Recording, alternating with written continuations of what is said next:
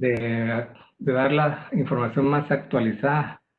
Como van a ver acá, lo que primero siempre vamos a ver, que es importante, ustedes como internistas, pues ya lo han de saber, es la evaluación preoperatoria, basado básicamente los factores de riesgo general del paciente, que van a ser pulmonares, cardiovasculares, y su estado funcional, porque esos pacientes con cáncer de pulmón, muchos de ellos tienen ya un estado funcional algo pobre, o su estado nutricional está también hasta cierto punto comprometido. Entonces nosotros para tórax usamos una escala que se llama Thoraco Score, que es una modificación de las tablas de riesgo cardíaco enfocada en cirugía torácica. Los factores de riesgo, pues la edad, arriba de 65, el sexo lo toman ellos, la clasificación de la Asociación Americana de Anestesiólogos, que es el ASA, el estado de performance, que es su estado funcional de 1 a 5, el grado de severidad de disnea, si es cirugía de emergencia, el tipo de extensión de la cirugía sí tiene mucho que ver, ¿verdad? Una neumonectomía tiene un alto grado de complicaciones y mortalidad, y también si el diagnóstico es maligno o benigno, pues definitivamente tiene mucho que ver. Entonces, en base a eso, nosotros hacemos una evaluación pues, general cardíaca, según las recomendaciones de la Asociación y el Colegio Americano de Cardiología. Ellos toman mucho en cuenta el tipo de resección para el riesgo cardíaco. Las resecciones pulmonares, la cirugía torácica de resección pulmonar siempre conlleva un riesgo intermedio alto, ¿verdad? Para ellos eso quiere decir que la morbimortalidad cardíaca va entre 1 y 5% en estos pacientes, ¿verdad? Y hay el índice de Lee, que es el índice cardíaco revisado de riesgo cardíaco, que eran 6 parámetros, se han modificado para cirugía torácica. Básicamente estos 4 parámetros predicen morbilidad y mortalidad cardíaca. Ahora los antecedentes de enfermedad cerebrovascular, enfermedad isquémica cardíaca, neumonectomía por sí sola y la creatinina arriba de 2. Entonces, cualquier paciente que tenga 2 puntos para arriba tiene un riesgo de mortalidad cardíaca alta y amerita una evaluación cardíaca a fondo, que posiblemente compone ecocardiograma, pruebas de esfuerzo, etcétera. La evaluación ya que están los neumólogos presentes, pues nosotros siempre tenemos una buena comunicación como cirujanos torácicos con neumología, pues que estos pacientes que van a ser sometidos a una resección pulmonar, tendríamos de que estimar, según la cantidad de parénquima pulmonar funcional que nosotros vayamos a quitar, predecir la función pulmonar residual, eso es lo ideal, ¿verdad? En base a la cantidad de pulmón que vamos a resecar. Esto idealmente pues, se podría hacer con una radiografía y pulmonar, pero no siempre es necesario. Con las pruebas de espirometría, uno puede tener una guía inicial donde si tiene una FeB1 o una difusión de CO, de monóxido de carbono bajo 80%, generalmente estos ameritan ya pruebas de ejercicio, de capacidad funcional, ¿verdad? Y siempre decimos que un paciente que tenga menos de 1 litro de FeB1 o menos del 40% de difusión de CO, generalmente estos no son candidatos para ningún tipo de resección pulmonar. Básicamente, los gases arteriales también nos sirven, ¿verdad? La PaCO2 arriba de 45 es un factor que nos hace pensar que hay que hacerle pruebas más específicas de capacidad funcional. Ya capacidad funcional estamos hablando que un paciente tiene que tener capacidad cardiopulmonar para tolerar una cirugía de esta magnitud y sobre todo para tolerar el, la cantidad de pulmón que le va a quedar. Entonces, estimativamente uno debería de operar pacientes que tengan mínimo un índice metabólico en 4 metros, ¿verdad? Que son el factor metabólico en base al metabolismo basal, que es 1. Generalmente uno les pregunta, esto se puede hacer sin necesidad de pruebas de ejercicio es si el paciente camina 2 cuadras o más a un paso moderado, que son 5 kilómetros por hora, eso equivale a 4 metros. No podría decir que este paciente pues, tiene capacidad funcional suficiente. Lo otro que hacemos sin necesidad de ir a las pruebas pues, de ejercicio más detalladas es que el paciente suba 3 pisos de 3 pisos sin parar. Esto equivale más o menos a una F1 arriba de 1.7, suficiente para una lobectomía. Para una neumonectomía deberían tener una F1 arriba de 2 litros. Eso equivale a subir 5 pisos de grada sin parar, en el sentido que no se cansen, no tengan que parar por disnea. La otra prueba de caminata de 6 minutos, el test de caminata en shuttles de 10 metros, etcétera. Todos estos se pueden hacer, ¿verdad? Con el hecho de identificar a los pacientes que deben de tener un consumo de oxígeno arriba de 15 mililitros por kilo minuto. Abajo de 15 generalmente predice una mortalidad alta, ¿verdad? Eso sería en las pruebas de función pulmonar. Y de ahí lo importante para una cirugía torácica es tratar de acelerar el proceso de recuperación. Y hay un protocolo en cirugía que se usa actualmente que es que antes se llamaba el Fast Track, que es el ERAS, el protocolo ERAS, que es el Enhanced Recovery After Surgery, o sea, recuperación acelerada después de cirugía. Y eso se aplica muy bien en cirugía torácica, empezando con, con la prehabilitación pulmonar un mes antes. ¿Qué significa esto? Esto lo deberíamos hacer con todos los pacientes que van a ir a resección pulmonar, ¿verdad? Ejercicios aeróbicos que pueden ser como caminar, ejercicios de resistencia, ejercicios respiratorios con un espirómetro incentivo. 2 a 4 semanas antes está comprobado que los pacientes tienen menos complicaciones y una mejor recuperación, ¿verdad?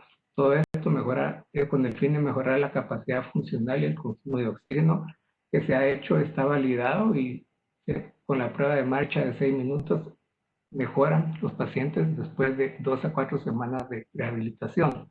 Y la otra cosa es la nutrición perioperatoria, es muy importante. Pacientes de cirugía torácica normalmente, sobre todo si tienen cáncer, han perdido peso, tienen albúmina sérica baja. Estos pacientes uno debería de mejorar la albúmina por lo menos arriba de 3, y los pacientes que tienen 10 o más de 10% de su pérdida de su peso corporal son pacientes que tienen generalmente un peor pronóstico.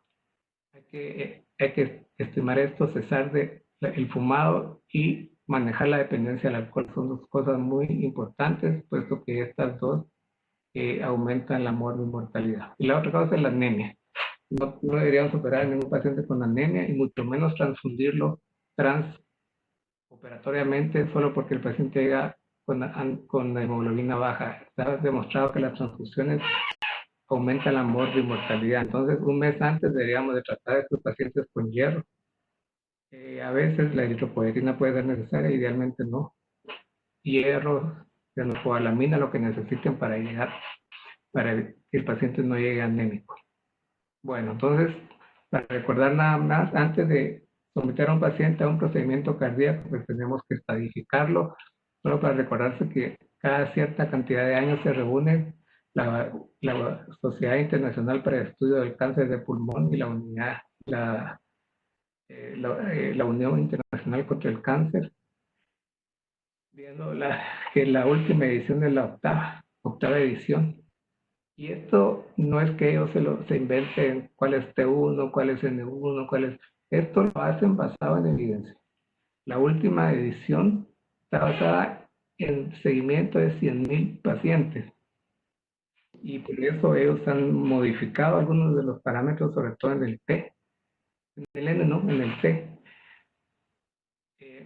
Y esto se publicó hace 3 años. Y en Estados Unidos se empezó a usar hace 2 años. Solo para recordar que ahora el T tiene intervalos de 1 centímetro, porque se ha visto que cada centímetro cuenta. Cada centímetro baja, que aumente el tamaño del tumor, baja la sobrevida. Comprobado. T1 abajo de 3, recuérdense nada más, básicamente es un nódulo pulmonar. T1 es un nódulo pulmonar. T2 ya es una masa, arriba de 3 centímetros. La diferencia es que el T1 se divide por centímetros. A, B y C. 1, 1 a 2 y 2 a 3.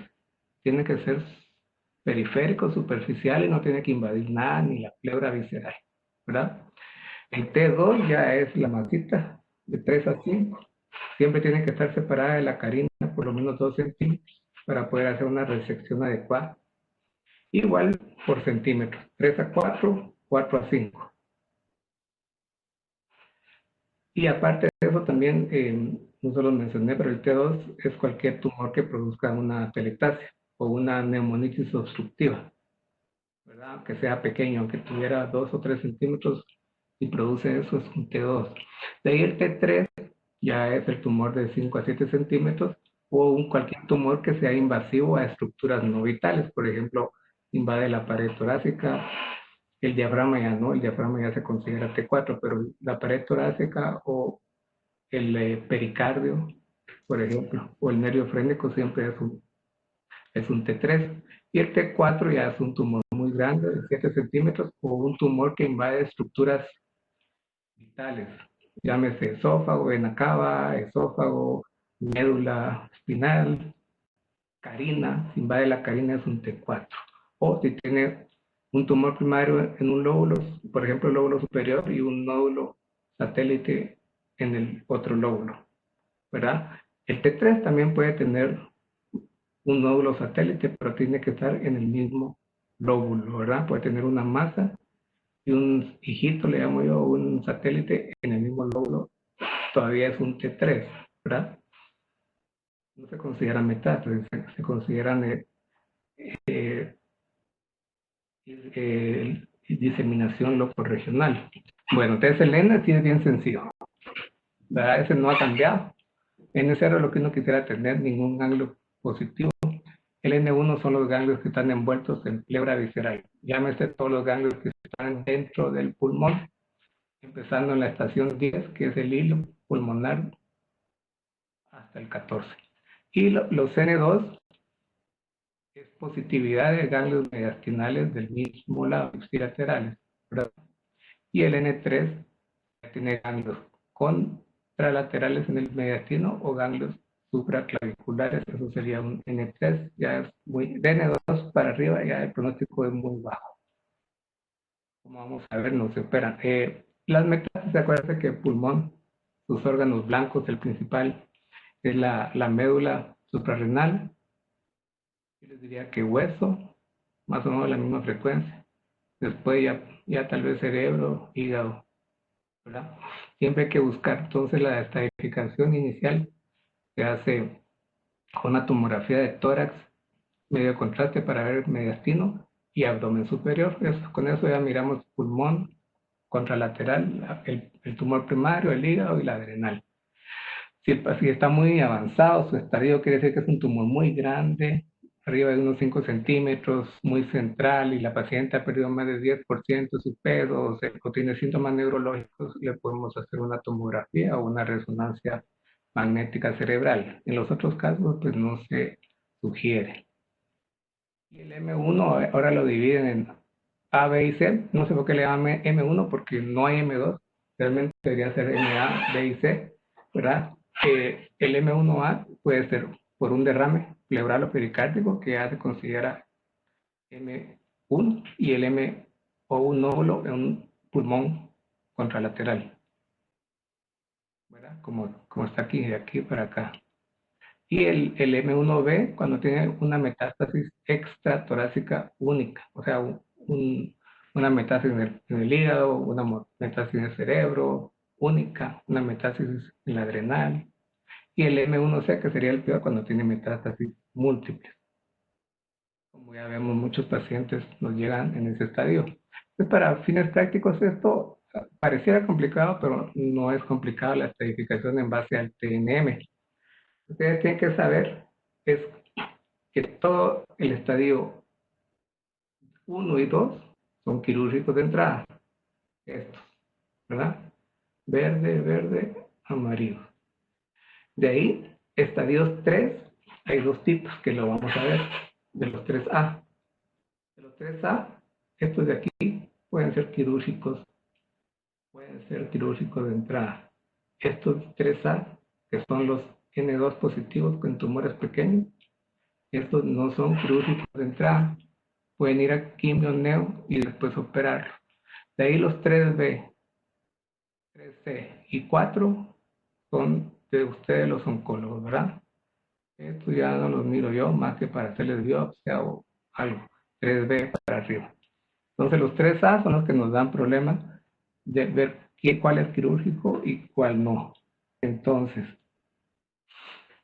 acordarse que hay un estadio 0. Ahora, por la nueva clasificación del 2002 de la Organización Mundial de la Salud, de la clasificación histológica, no sé si es 2002, no les estoy mintiendo, pero se considera ya el carcinoma in situ como un adenocarcinoma patrón lepídico, quiere decir que las paredes alveolares y bronquiolos terminales están tapizadas de células tumorales, neumocitos, pero no infiltra, ¿verdad? Este sería un carcinoma in situ que ahora se miran mucho en las tomografías como imágenes en vidrio descubierto, ¿verdad? Tiene que ser menor de 3 centímetros la extensión del tumor y tiene que tener menos de 5 milímetros para considerarse mínimamente invasivo, así como este.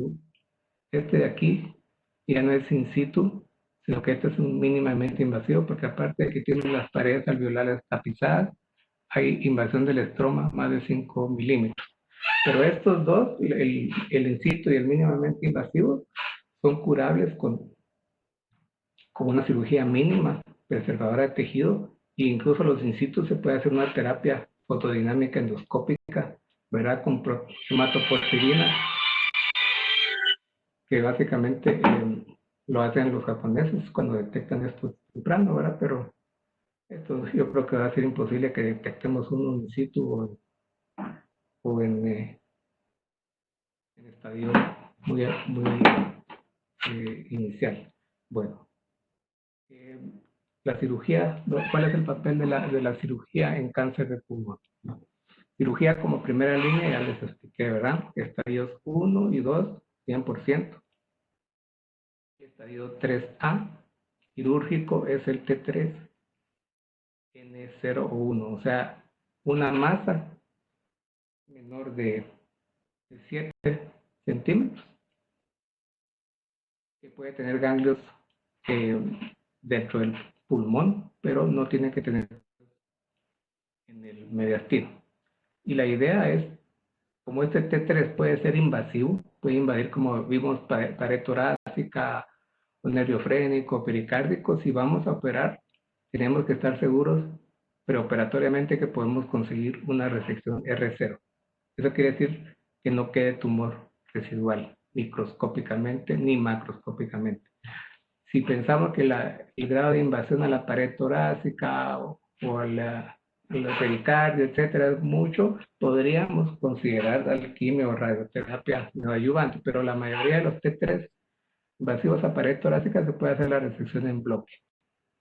De ahí, la cirugía como segunda línea. Aquí serían aquellos pacientes que tienen enfermedad N2, que son tumores pequeños, que uno dice, este se puede quitar fácilmente con una lobectomía, tumores de menores de 7 centímetros, no invasivos, pero que ya tienen un ganglio o varios ganglios detectados por toda la estratificación preoperatoria. O sea, ya sea que le hayamos hecho un PET o que le hayamos hecho una mediastinoscopía o lo más nuevo que sería lo ideal, que yo creo que el doctor Contreras ya lo está haciendo, que es la biopsia transbroncoscópica. No sé si Edgar, si ya lo están haciendo en el Roosevelt. Sí, ya. Ajá.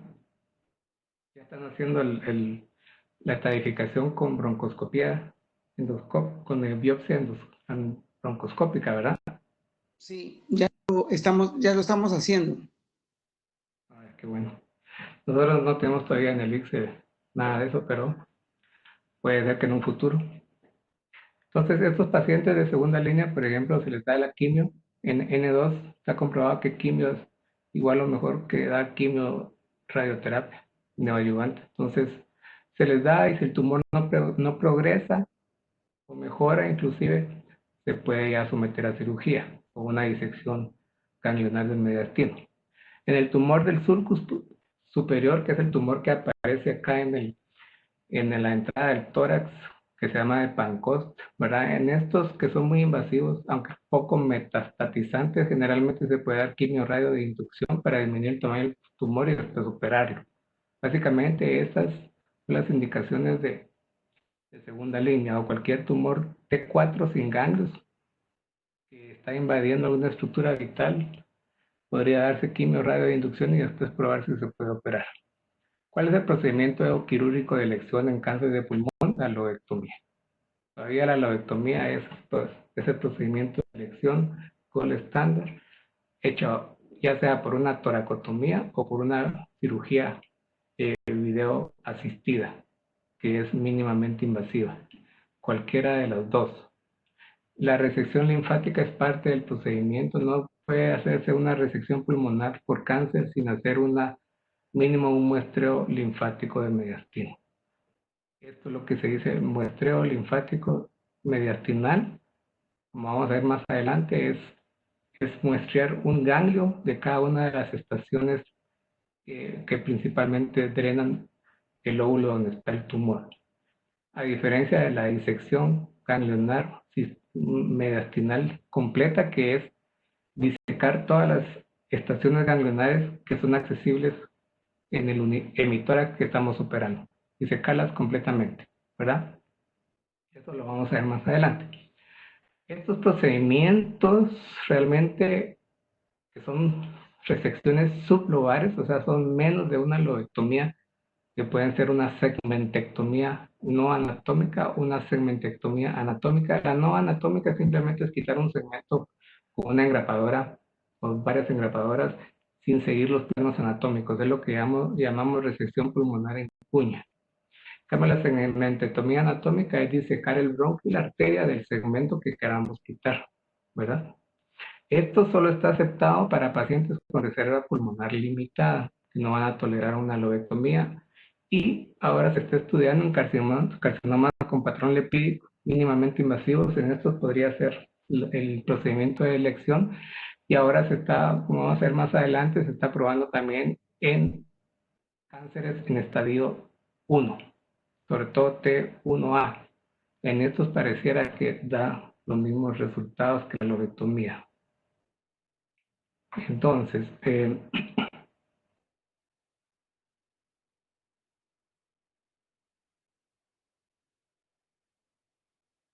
estadio 1A es el que si les da cáncer, pues ustedes quisieran tener. Yo creo que nadie quiere tener un cáncer de pulmón, pero este es el único que podríamos decir que tiene un 90% de sobrevida a 5 años, ¿verdad? Es el típico nódulo pulmonar solitario, menor de 3 centímetros.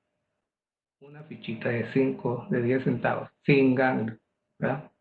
Ese es el estadio 1A. El estadio 1B sería lo mismo, solo que ya es una masita solitaria, digamos, de 3 a 5 centímetros, sin ganglios, ¿verdad?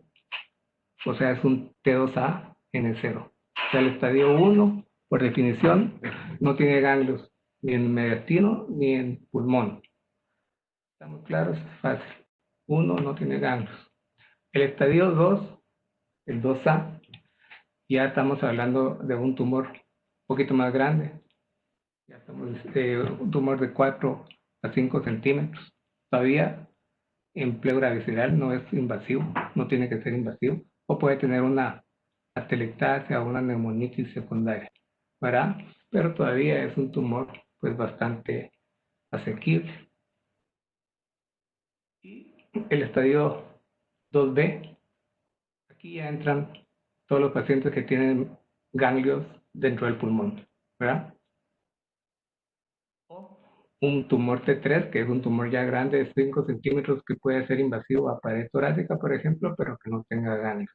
Entonces estos todavía son quirúrgicos. Y de ahí el 3A. Este es donde nos vamos a parar un poquito porque el estadio 3A es el más heterogéneo de todos. Hay pacientes que son candidatos quirúrgicos, hay otros que no. Entonces, ¿en qué nos vamos a basar? El estadio 3 aquirúrgico es aquel que tiene un T3, pero no tiene ganglios, o tiene ganglios nada más dentro del pulmón. O sea, un tumor invasivo, a pared torácica, a pericardio, al nerviofrénico, y que no tenga ningún ganglio en el mediastino, ¿verdad? O que tenga un tumor en el lóbulo inferior, por ejemplo, y un nódulo satélite en el mismo lóbulo, ¿verdad? En el mismo lóbulo. Y el otro que puede ser quirúrgico es el T4. Antes el T4 por definición no era quirúrgico. Ahora con las técnicas quirúrgicas que hay T4 que son resecables.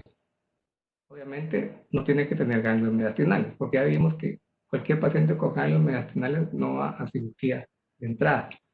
Entonces, por ejemplo, hay un T4 que infiltra la carina, que puede hacer una resección de la carina y una reanastomosis, ¿verdad? De uno de los dos pulmones, por ejemplo. Si, si infiltra vena cava, se puede hacer una resección en bloque y se puede reparar la vena cava con safena o con una prótesis, etcétera. Normalmente los tumores T4 deberían de ir si van a ser operados, posiblemente deberían ir a quimio radio de entrada, ¿verdad? Porque igual la sobrevida en un T4 pues, es alrededor de un 25% y una cirugía muy grande como la que hay que hacerles a veces no la van a tolerar. Pero está escrito que sí pueden volverse quirúrgicos. Ahora, el otro tipo de 3A es el 3A no quirúrgico, que es el que tiene enfermedad N2, ¿verdad? Estamos hablando de cualquier tumor menor de 5 centímetros con enfermedad N2, ¿verdad? Uno diría menor de 5 se puede operar, pero tiene ganglios en el mediastino.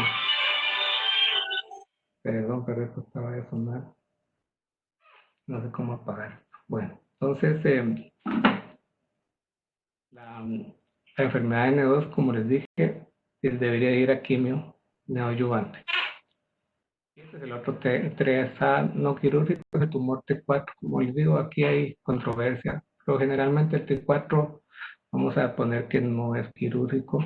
Entra, ¿qué procedimientos podemos hacer en cirugía de resección pulmonar? Lo que les dije, una resección, segmentectomía no anatómica, que es una resección en cuya, una segmentectomía formal anatómica, que es uno de los 19 segmentos que hay en los dos pulmones, o una lobectomía, ¿verdad? Que ahí sí se siguen los planos de las fisuras.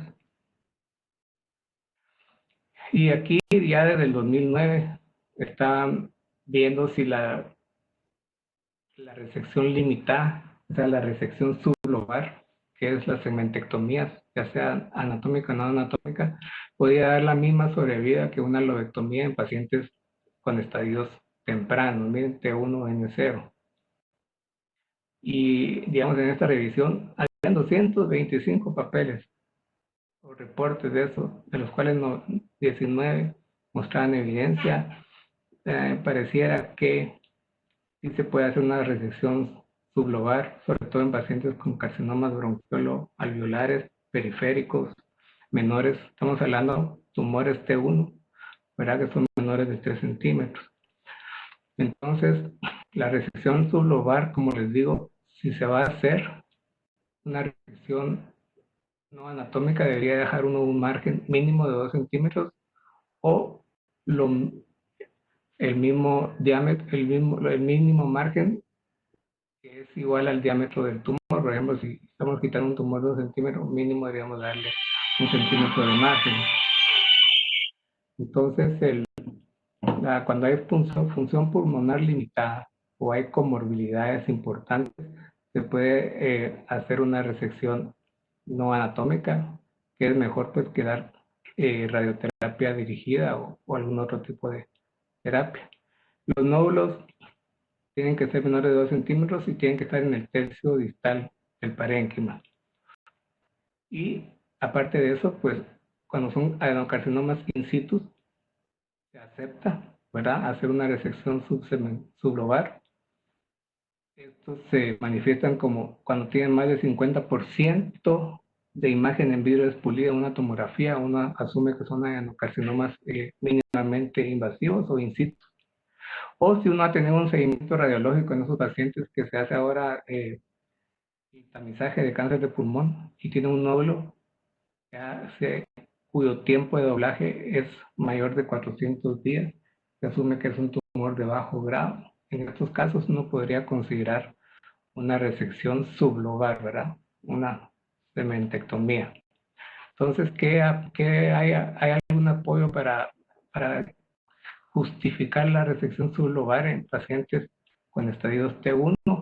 Y aquí, ya en 1982, el grupo norteamericano de estudio de cáncer de pulmón inició un estudio randomizado en esa época, 247 pacientes, con seguimiento varios años, a 7 años, y en 1995 publicaron los resultados, y de aquí viene la mayoría de los estudios y la mayoría de las guías, que ellos publicaron una recurrencia local 3 veces mayor en los pacientes que se les hacía resección sublobar, o sea, una resección limitada, no lobectomía.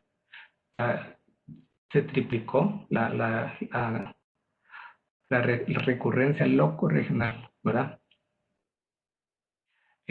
No hubo diferencia en la pérdida de capacidad pulmonar, pero la mortalidad en las resecciones sublobares también aumentó un 30%, ¿verdad? En el seguimiento. Entonces ellos realmente no podían recomendar la resección sublobar en cáncer de pulmón estadio temprano. No así en este estudio retrospectivo de Pittsburgh, Pensilvania, en el 95, también ellos revisaron 312 lobectomías contra segmentectomías y encontraron que básicamente la mortalidad perioperatoria básicamente igual, la recurrencia locorregional a 5 años, la sobrevida libre de recurrencia y la sobrevida total básicamente fue igual.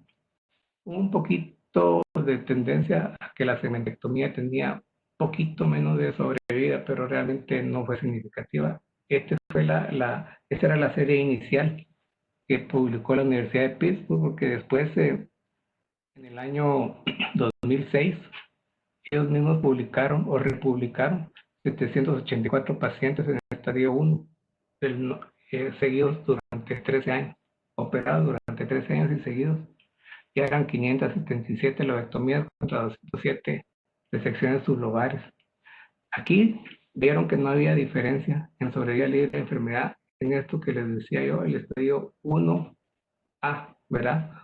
O sea, el 1A es el T1 sin ganglios, ¿verdad? Es un tumor que tiene menos de 2 centímetros. Ellos sí vieron en el 1B, ¿verdad? Que es de 2 a 3 centímetros.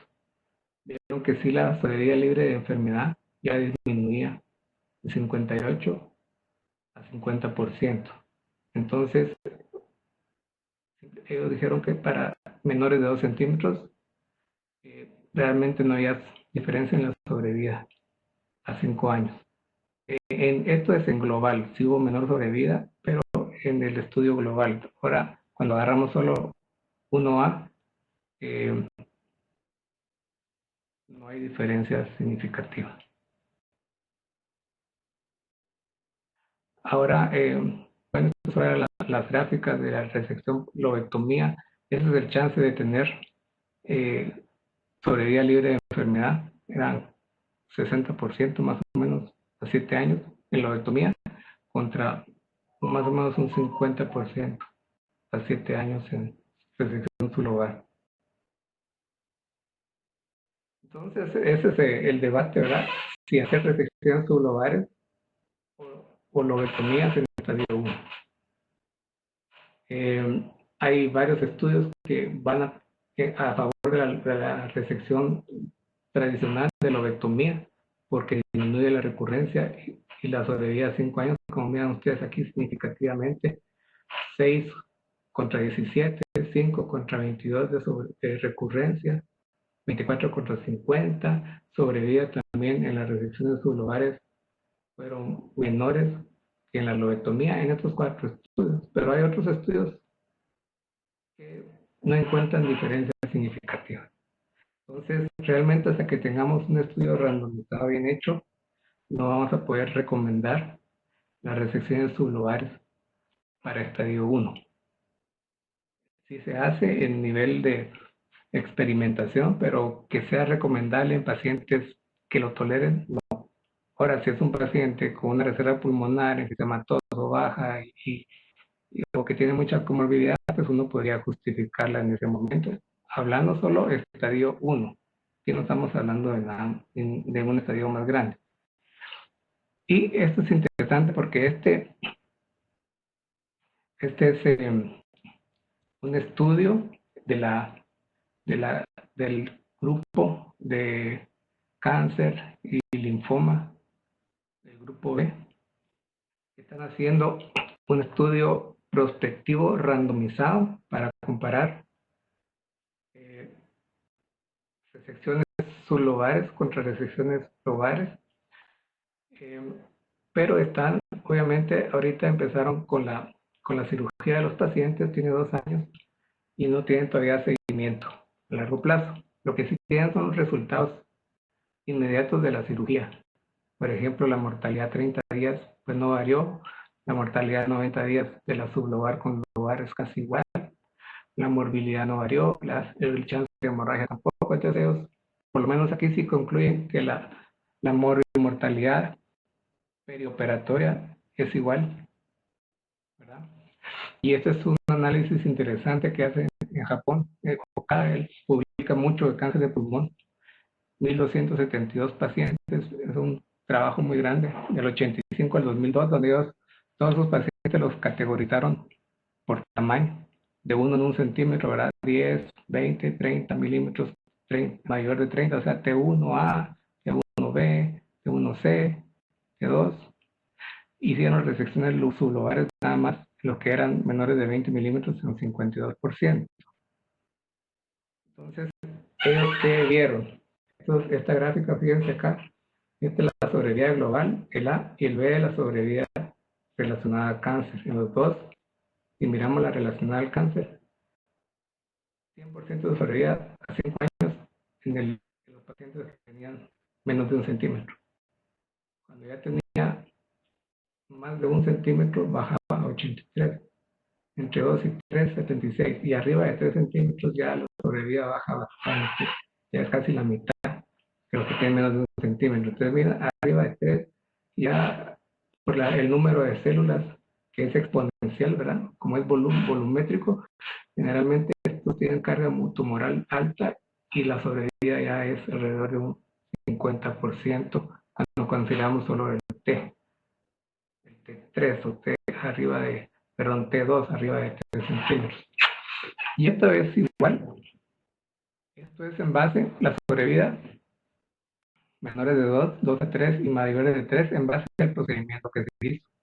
Es cuando son tumores pequeños, menores de 2 centímetros, ellos no encontraron diferencias significativas si hacían una resección de lobectomía o una resección de segmentectomía o en cuña. Había cierta diferencia, pero no era estadísticamente significativa. Ahora, en el grupo de entre 2 y 3 centímetros, que es ya un estadio T1C, estamos viendo que la diferencia, hay diferencias significativas si se hace una resección en cuña contra una segmentectomía, ¿verdad? No digamos contra una lobectomía. Entonces, arriba de 2 centímetros, ya una resección en cuña básicamente no funciona mucho. No hay que hacerla. Eso ya es definitivo, arriba de 2 centímetros. Y no digamos arriba de 3. Arriba de 3 centímetros ya ni siquiera la segmentectomía está indicada, porque tiene la diferencia significativa de 81 contra 62% de sobrevida hasta 5 años. Eso es un estudio muy interesante porque nos dice lo mismo, que arriba de 2 centímetros nunca deberíamos hacer una resección que no sea la lobectomía. Y estas son hay de 18 a 19 segmentos, que cada segmento tiene una unidad broncovascular, tiene un bronquio segmentario, puede tener una o más arterias segmentarias. Hay variantes anatómicas frecuentes, sobre todo en el lóbulo superior izquierdo. Generalmente a pesar de que en el lóbulo superior izquierdo hay 4 segmentos, a veces pueden haber hasta 8 arterias, ¿verdad? La segmentectomía apical, ¿verdad? El lóbulo superior apical es generalmente la más fácil de hacer, ¿verdad? Es la más sencilla. Y según el segmento que uno quiera quitar, así es el grado de complejidad. Los segmentos posteriores del lóbulo superior son un poquito más complejos. Y el segmento anterior es muy complicado, quitar el segmento anterior del lóbulo superior. Se puede hacer segmentectomía del segmento superior del lóbulo inferior o de los 3 segmentos o 2 segmentos basilares. Todo eso se puede hacer. La língula es fácil de quitar. Los 2 segmentos de la língula generalmente como corresponden a lo que es el lóbulo medio del lado derecho, entonces la lingulectomía es bastante factible de realizar.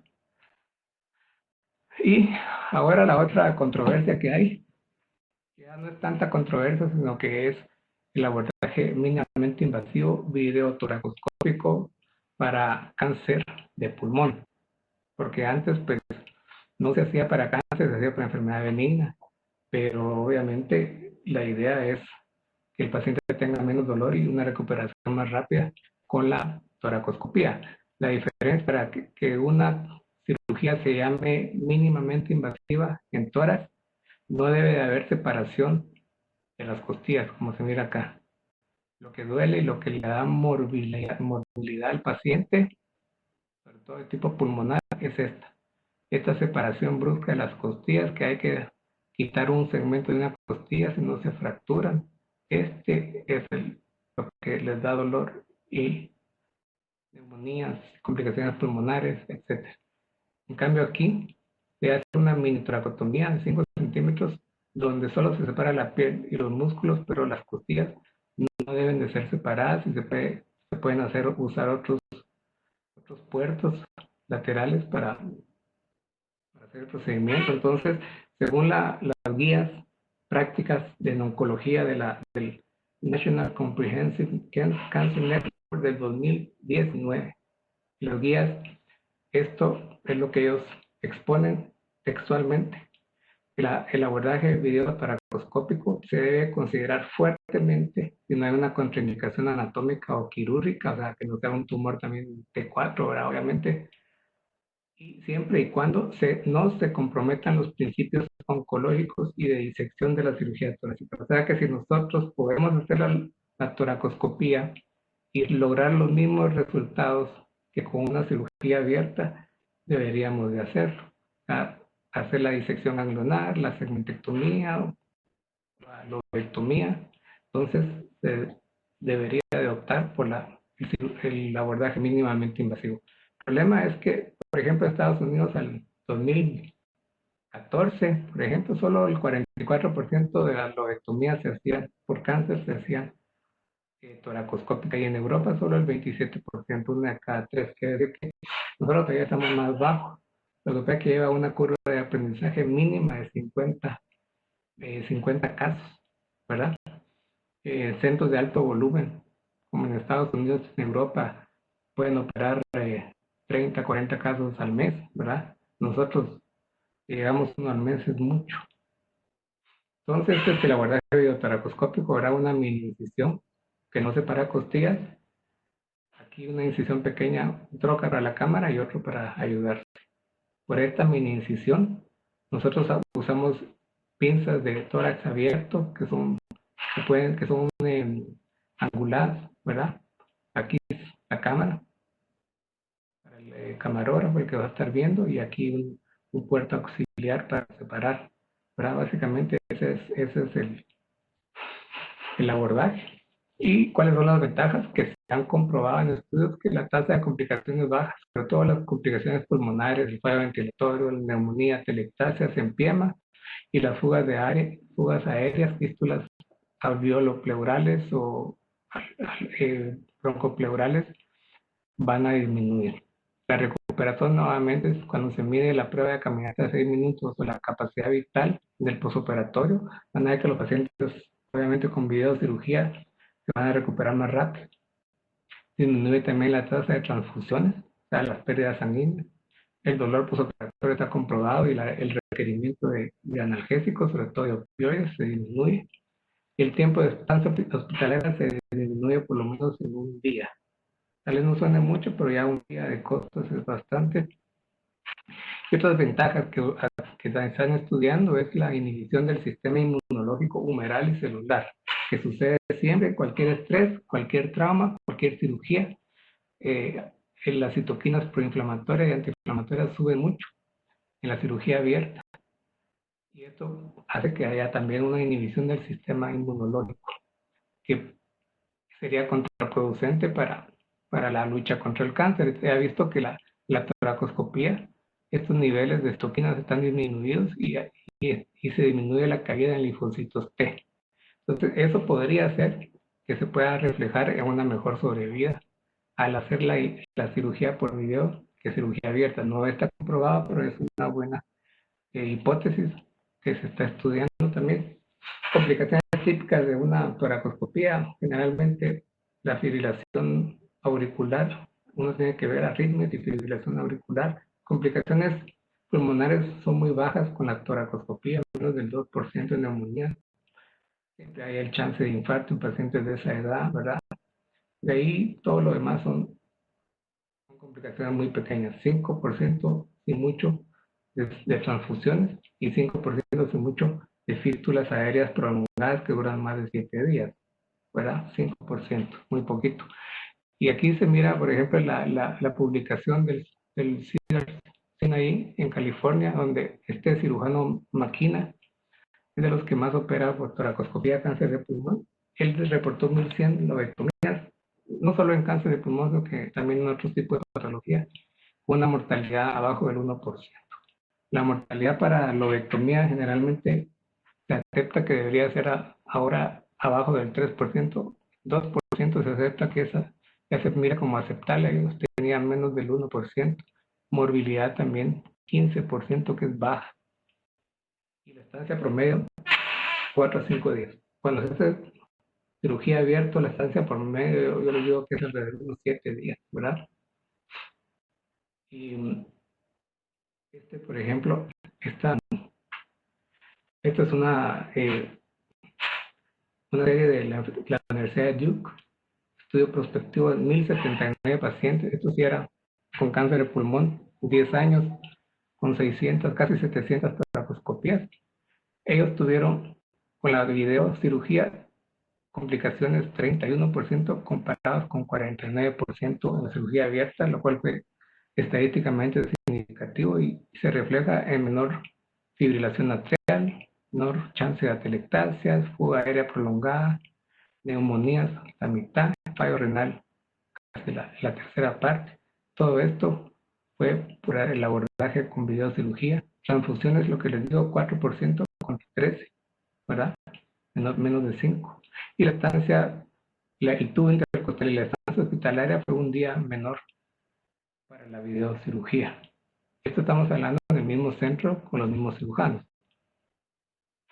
Y esta base de datos de la Sociedad de Cirujanos Torácicos es la base de datos que se lleva en todas las cirugías torácicas que se hacen en Estados Unidos, es de las más completas del mundo. Y aquí revisaron 10.600 pacientes, estadio 1, arriba de 65 años. Y hicieron un análisis de riesgo en estos 4 años, de los últimos 4 años que ellos investigaron en la sociedad. Y el riesgo de muerte estaba disminuido en toracoscopía a 1.84, o sea, bajó 16% el riesgo de muerte a 4 años. De 68.6 bajó a 64.8 en los que se hizo cirugía por video contra cirugía abierta. Y aquí estamos viendo los resultados, ¿verdad? La tasa de sobrevida en toracotomía contra la toracoscopía, ¿verdad? Y vean que hay una diferencia a los 5 años de 65 contra 60. Esta era la base de datos completa desde el 2002 y esta es los últimos 4 años, del 2009 al 2013, que se investigaron. Todavía estaba mejor la sobrevida, un 68% a 5 años contra 64%. Y hay también revisiones sistemáticas, metaanálisis, estudios randomizados, no randomizados, eso es del 2009. Y las revisiones sistemáticas, también la recurrencia sistémica tenía un riesgo relativo de 0.57% para la videocirugía, mucho menor. Y la mortalidad tenía un chance de mortalidad de 2/3 partes que los que se operaban por cirugía abierta. La tasa de conversión de toracoscopía a toracotomía por complicaciones transoperatorias, hemorrágicas o dificultad técnica van de un 0 a un 14%, siempre hay que tomarlo en cuenta, dependiendo también de la experiencia del cirujano. Y de ahí la otra área que es importante mencionar es la resección de ganglios linfáticos en cirugía por cáncer de pulmón, ¿verdad? Los ganglios N1, que son los que están incluidos dentro de la pleura visceral, dentro del pulmón, deben ser resectados en bloque con la pieza. Ahí es el patólogo el que le va a tocar disecar, y él sabe disecar los ganglios peribronquiales, interlobares, etcétera. Ahí le va a tocar y ver si los ganglios están positivos, en qué estación está, de la 10 a la 14, etcétera. Los ganglios N2 debe de hacerse un mínimo un muestreo linfático mediastinal sistémico. Esto es lo recomendado y es el gol estándar para estadios 1 y estadios 2, ¿verdad? O sea, tumores que sean menores de 5 centímetros. En estos se hace una disección. Un muestreo linfático sistemático quiere decir agarrar mínimo un ganglito de cada estación. Si tenemos por ejemplo, es el lóbulo superior derecho. Por estudios se ha visto que la mayoría de los ganglios linfáticos que vamos a encontrar son en las estaciones superiores derechas, ¿verdad? Estación 4. Y en los ganglios subcarinales, estación 7, ¿verdad? No, así los lóbulos inferiores tienden a irse a los subcarinales y a los periesofágicos. Es raro que de un lóbulo inferior hay muy poco chance de que se vayan para las estaciones altas. Hay chance, pero es muy bajo, ¿verdad? Entonces, el muestreo mediastinal linfático debe ser en base a la localización del tumor.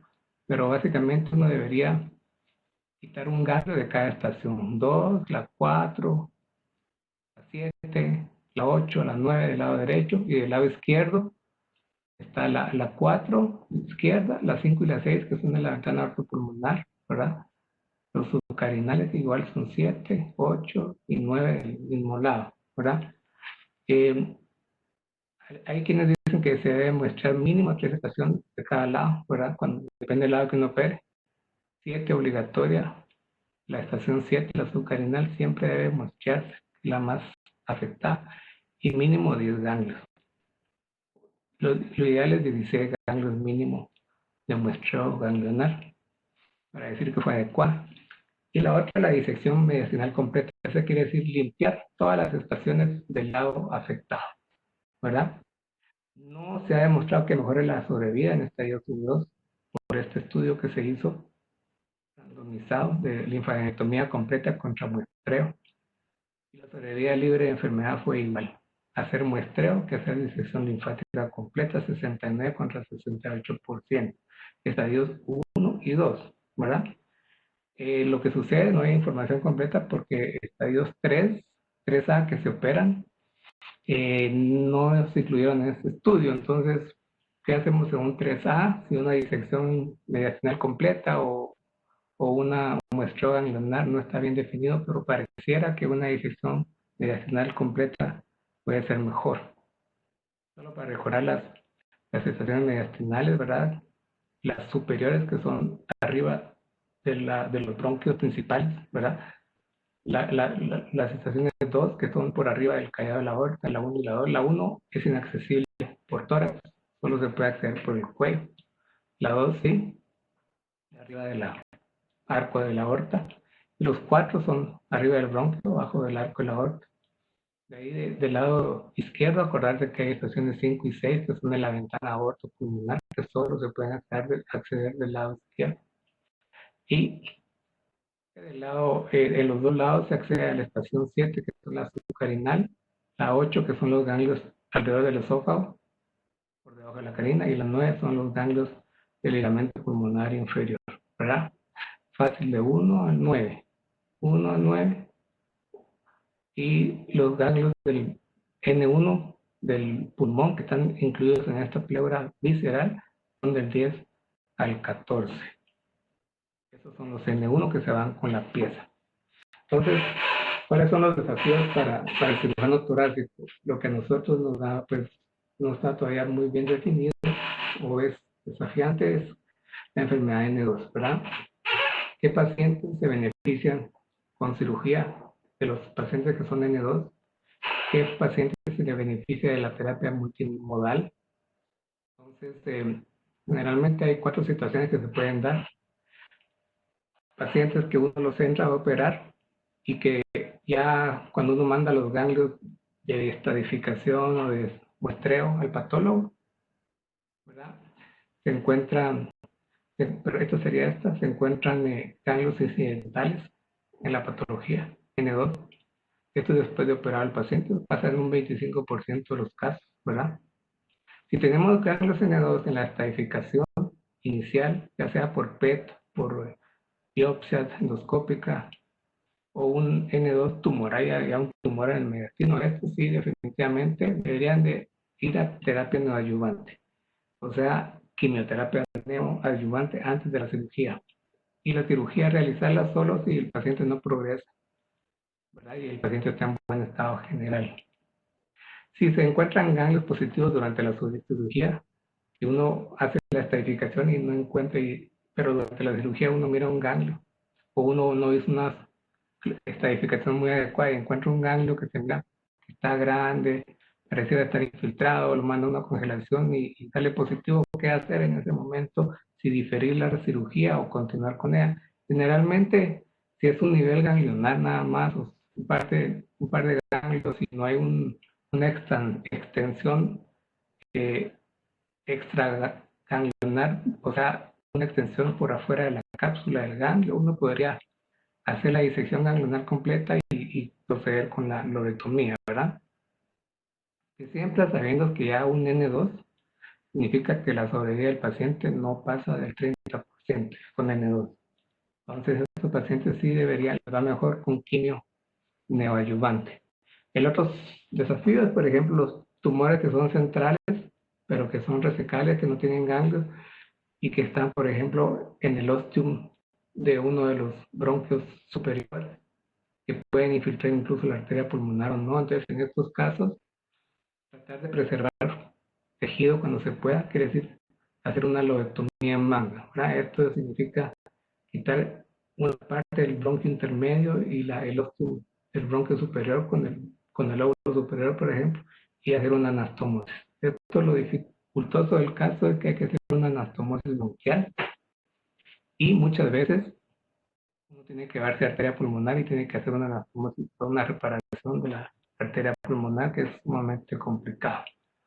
Pero si es un tumor, por ejemplo, los tumores carcinoides que son de bajo grado, que muchas veces son centrales, no tiene que tratar en estos casos de preservar el pulmón y hacer una lobectomía en manga, ¿verdad? Que tiene una mortalidad de un 3%, un poquito más que la lobectomía, no está mal, pero saber que la neumonectomía en estos casos, que sería la otra opción, la neumonectomía tiene una mortalidad alrededor del 8% de las mejores manos.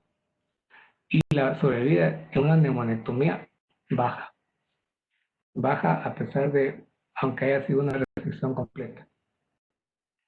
De ahí el otro desafío son estos tumores que ustedes no sé si han visto, los tumores de Pancoast. Pancoast era un radiólogo que lo definió radiográficamente en 1932, ¿verdad? Que son tumores que tienen la característica de que son invasivos localmente, pero poco metastatizantes, ¿verdad? Entonces uno podría pensar pues que la resección quirúrgica en bloque completa podría darle una mejor sobrevida a este paciente. Y pueden tener el famoso síndrome de Horner, ¿verdad? Con tosis, miosis, anhidrosis, parestesia del brazo derecho, porque el plexo braquial puede estar comprometido. Hay un Pancoast T3 Cuando infiltra solo raíces nerviosas torácicas de T1 o T2, ya es un T4 cuando ya infiltra el plexo braquial, o sea, no T1, T2, sino que esté de 7 para arriba, las raíces cervicales, los vasos subclavios, el cuerpo vertebral, las láminas del cuerpo vertebral o el canal espinal. Ese ya se considera un T4, ¿verdad? T3 solo pues pared torácica y raíces torácicas. Entonces, ¿cuál es el tratamiento ideal para un tumor de sulcus? El tratamiento ideal es quimio-radio de inducción, reducir el tumor y la infiltración lo más que se pueda para tratar de lograr esto, una resección con márgenes libres, R0. Para eso hay que hacer una cirugía muy radical en bloque, llevarse los primeros 3 arcos costales, muchas veces el plexo braquial, ahí sigue con la morbilidad subsecuente, la cadena simpática a este nivel, apófisis transversas. Es una cirugía muy complicada, bastante morbilidad, pero es el único chance en estos pacientes, y estos pacientes con una buena cirugía pueden tener sobrevidas a 2 años de 70% si se logró el R0, ¿verdad? Y a 5 años que puede ser hasta un 30%, entonces uno debe darles el chance a estos pacientes.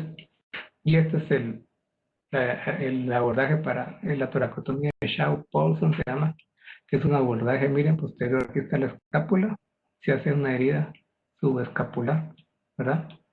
Donde se corta el músculo serrato posterior, superior, por ahí se accede por debajo de la escápula, y ahí se tiene un acceso a los primeros 3 arcos costales, que deben de ser resecados primero en su parte anterior, y se puede resecar ahí el plexo braquial y las arterias, si hay necesidad se pueden reparar, arteria o vena subclavia, ¿verdad? La vena subclavia de un lado se puede, a nivel de la axilar ya se puede resecar, ¿verdad? Sin ningún problema, la vena, no la arteria. Y se hace una resección después posterior de los arcos, aquí atrás, pegados a donde se insertan en los cuerpos vertebrales. Es una cirugía bastante complicada, y eso era lo que yo les traía para hoy. No sé si tienen alguna pregunta, comentario.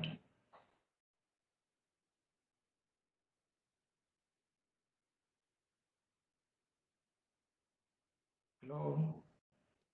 Gracias, doctor, por su plática. Mi nombre es Jennifer Domínguez. Estoy como oncóloga médica por parte del ICSE en el Centro Ay, Médico Militar. Ujú. ujú. Eh, doctor, yo tengo una pregunta. En el caso de cáncer de pulmón estadio 3B clínico, un T1, T2, N3, por ejemplo, en el instituto pues, no contamos con PET, por lo menos en el hospital, ¿verdad? Para poder como hacer este estudio como estadiaje. Estos pacientes van a mediastinoscopía porque tampoco tenemos EBUS, ¿verdad? Es que un T1, digamos un T1, T2, es muy raro que tengan N3. Sin tener pues N2 o N1. Hay metástasis saltonas en tórax, pero pueden saltarse de un segmento, por ejemplo, un ganglio subsegmentario a un mediastinal, sin pasar por el hilio, por ejemplo, a un N2, pero digamos que un T1, T2 haga un N3 de una vez, es raro, puede ser. Si no tenemos PET, eh, la mediastinoscopía, en primer lugar, tampoco tenemos mediastinoscopio no tenemos. Entonces, en todo caso sería una toracoscopía. Si tenemos duda de que ese paciente tenga una N3, ¿verdad? Porque estamos viendo en el ataque ganglios contralaterales agrandados, porque si es un ganglio subclavio es bien fácil, se hace una biopsia del ganglio subclavio y ahí se determina, pero si son ganglios del mediastino contralateral que tenemos duda, sí estaríamos obligados a hacer una toracoscopía y hacer un muestreo, ¿verdad? Un simple muestreo de los ganglios del otro lado, o inclusive de los ganglios N2 si no tenemos mediastinoscopio o si no contamos con el EBUS, ¿verdad? Ultrasonido endobronquial, pues tendríamos que recurrir a una toracoscopía en nuestro medio, ¿verdad? Y usted como cirujano, o sea, si tuviésemos todos los materiales a nuestra disposición, hacer un PET con FG, por ejemplo, y luego poder confirmar la enfermedad si nos aparece en el PET, ¿verdad? Por medio de mediastinoscopía o cualquier otro, un EBUS, una toracoscopia. ¿Cuál Recomendado. sería, cuál sería el procedimiento que usted elegiría para, o sea, que se siente como más cómodo Depende, como cirujano? Ajá. depende de dónde está el ganglio sospechoso, ¿verdad? Porque hacemos un PET y va a marcar uno o dos ganglios o tres ganglios o varias estaciones. Esto siempre hay que, cualquier estación que marque en el PET, no está obligado a hacer una biopsia, porque hay falsos positivos. Uno no puede asumir que un PET positivo es una metástasis, sobre todo en Guatemala, con tanta enfermedad de tuberculosis. Entonces, si son estaciones ganglionares accesibles con el EUS, ese sería, y alguien que tenga experiencia, ese sería el procedimiento de elección, hacer un ultrasonido transbroncoscópico y una biopsia por aguja fina. Para eso también no solo necesitamos el neumólogo que tenga experiencia, sino necesitamos un citopatólogo que tenga experiencia para hacer en el lugar de la broncoscopía, ahí mismo en sala de operaciones, una citología, que no es fácil. Uno dirá, bueno, le hago la biopsia y muchas veces tiene que haber un citopatólogo con bastante experiencia para hacer eso. Estaciones bajas, por ejemplo, el 9, 8 y 9 no se puede acceder con un ultrasonido broncoscópico, habría que hacer un ultrasonido endoscópico por una esofagoscopía que puede ser todavía mucho más difícil de hacer. Entonces, en mi caso tendría que hacer una toracoscopía, ¿verdad? Definitivamente. Pero siempre el EBUS es el procedimiento de elección ahora para muestreo mediastinal. Gracias, doctor. No sé si alguien más tiene alguna pregunta. Doctor Martí. ¿Sí? Sí, ¿qué tal? Buenas tardes. Aquí lo saluda Francisco R4 de cirugía. ¿Cómo estás? Bien, gracias, doctor. Con una pregunta, digamos, usted estaba diciendo que en los casos que hay tumores T3, por ejemplo, que se pueden usar en un principio que no son directamente quirúrgicos, sino que se considera hacer primero tratamiento neo y después se puede considerar la cirugía. Generalmente, ¿cuánto es el tiempo de periodo de ventana después de que se da el tratamiento con quimioterapia que se opta, digamos, para poder operar a un paciente? Sí, mira, ahí cuando estamos hablando de pacientes con estadio 3A, ¿verdad? Que no son quirúrgicos de entrada, que tiene ganglios mediastinales o un T4 sin ganglios, pero que es invasivo, o un T3 que es muy grande, invasivo. La terapia neoadyuvante en los tumores invasivos sí es quimio-radio. El N2 es quimio. Entonces se recomienda no pasarse de 6 semanas. Lo ideal son 4 semanas, entre 4 y 6. 5 semanas estaría bien esperar después de la terapia neoadyuvante. Nunca pasarse de 6 semanas. Eso es lo recomendado para ya hacer la cirugía. Ah, bueno, muchas gracias. No. ¿Alguien tiene alguna pregunta, dudas? ¿Les quedó claro? Este tema de cáncer de pulmón a mí me gusta mucho, es fascinante, pero hay tanta información y todo va cambiando tan rápido. Estamos esperando los resultados de los estudios randomizados prospectivos que se están haciendo para cirugía sublobar en pacientes con estadio 1. Eso va a ser muy, muy interesante cuando ya salgan publicados, ahorita que están en seguimiento, ¿verdad?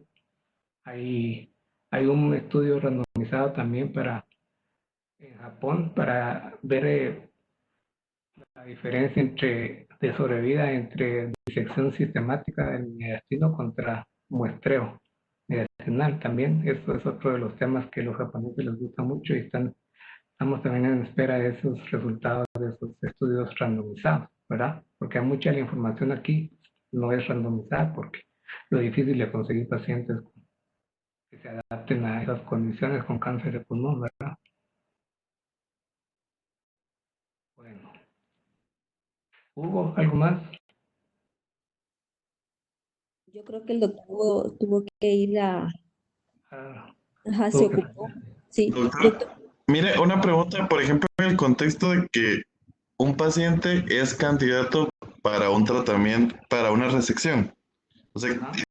para ofrecerle tratamiento quirúrgico, pero en ese caso, el paciente, por el alto riesgo cardiovascular que le puede conferir la cirugía o porque no está fit para poder ser operable, en ese caso, eh, sería, o sea, el paciente quedaría no apto de una vez, o sea, para la cirugía, ¿verdad? Por el riesgo de que muera durante el procedimiento. Mira, que hay dos tipos de pacientes que son no aptos. Uno es un riesgo cardiovascular muy alto. Obviamente, pacientes que han tenido infartos previos, que tienen una función ventricular muy pobre, que han tenido accidentes cerebrovasculares y tienen una enfermedad obstructiva carotidia, donde uno piensa que el riesgo de mortalidad es muy alto. En ellos, pues ya definitivamente los quitas, ya no son candidatos para cirugía. Hay otros pacientes que son los que tienen una función cardiopulmonar reservada, en el sentido de que no tienen mucha reserva, ¿verdad? Que no salen muy mal en sus pruebas de ejercicio, etcétera. Estos pacientes, si tienen poca reserva, podrían ser candidatos para hacer una resección sublobar, como vimos ahí, ¿verdad? Porque siempre la resección sublobar en estos pacientes es mejor que la radio y la quimioterapia, por lo menos en los estadios que hablamos que son quirúrgicos. Por eso hay que ver qué tipo de paciente es, ¿verdad? ¿Cuál es la contraindicación para la cirugía? Gracias, doctor. ¿Verdad? Bueno, si no,